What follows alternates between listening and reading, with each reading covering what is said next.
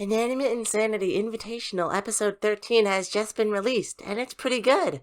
I think the more stuff that releases from Inanimate Insanity, the more clear it becomes that the show may be better than Teapot. It just feels way more tense and well written. This episode has quite a lot to look over, so let's get started. Bot got their new body this episode, and I think it looks really good. It still keeps the idea of them previously being Bo while having a nice spin on it, and the colors are really nice. This challenge, more than ever, they use their robotic abilities, and I think it helps add on some flair to challenges, using their extendable legs to get over the cliff gap and to kick people, as well as extending their legs all the way down into the water to avoid getting wet. It's pretty good stuff. I especially appreciate how happy they themselves are with their body, looking in the mirror the same way I do whenever I actually feel like myself. It's handled really well. Moving on, I just have a few thoughts on the floor as the new host assistant. I theorized he would do a pretty good job, as well as helping to diversify challenges, and I think he has done a decent job already. He had a few funny moments early on messing with MePhone, and morphed the island to help construct the challenge, remaining as an active obstacle throughout. As far as assistants go in this show, I think he's doing a pretty good job, even if we all know the true best assistant. Now's a good time to actually look over the challenge for this episode. Being an anniversary special, we once again get to see the cliff jump, though it's been changed enough to actually be interesting. Now each contestant must jump off a cliff, onto a trampoline, then over a wall, and into a pipe. The wall being constructed by the floor, as mentioned. Through the pipe they are transported onto an iceberg, where the opening challenge of Season 2 is replicated.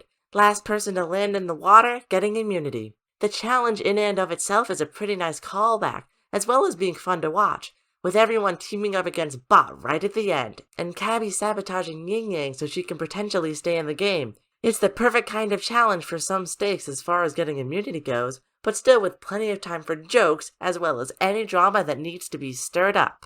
Speaking of which, the drama in this episode was kinda mid. The core idea of Cabby and Yin Yang being the main targets was good, with Yin Yang needing someone to agree he deserves the immunity milk, but the other end of the drama was not. Cabby sabotages Yin Yang, who actually trusts Cabby for some reason, and realizing this, accepts that one of them will get eliminated, until Cabby has an idea. If she allows him to have the immunity milk, he can just let her use it instead, allowing them to vote out whoever they want. It's actually pretty smart, all things considered, and an interesting and scary strategy that will most certainly work. The problem?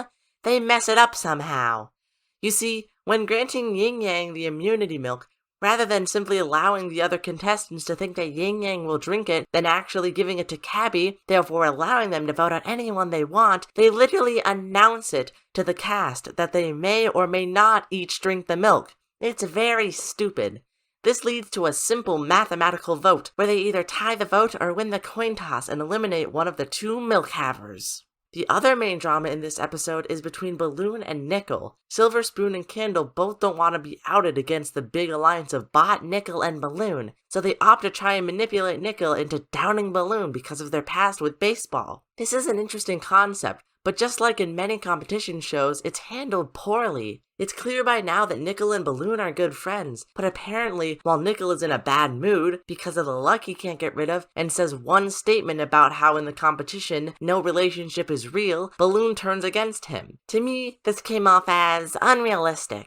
I could much more imagine this situation occurring, and Balloon wanting to talk to Nickel about it, wanting to know why he said that, rather than assuming he wholeheartedly meant it. Especially since Balloon gets mad over giving up his immunity, despite how he could have tried to talk more to Nickel about it. This also coincides with Nickel losing his luck powers, a good development since with it he can't possibly lose, but the rest of the conflict sours this. And then for some reason Balloon votes with Cabby and Yin Yang? For some reason? I think while still decently fun to witness, the conflict this time around was not handled as well as in other episodes and plotlines, and I hope Balloon can get over this sooner rather than later.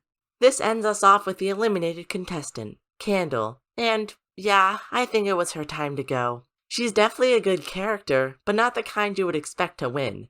She was always more of a supportive contestant, although I don't think it makes a lot of sense for Cabby and Yin Yang. Why would they vote out a member of an alliance as small as theirs? It would have made way more sense to vote out Balloon, Nickel, or Bot, especially Bot considering how powerful they are at challenges since they literally are an advanced robot. I think overall, it still makes sense for Candle to go here, and I didn't want to see Bot get out already, but it makes no sense for Cabby and Yin Yang to think Candle was their biggest threat. Regardless of those critiques, the episode was really great overall, and I'm especially happy with how they worked with Bot and wrapped up Nickel's luck. I can already tell this season is going to keep going very smoothly. Well, that was me, Golden Archetype, and stay gold everyone, stay gold.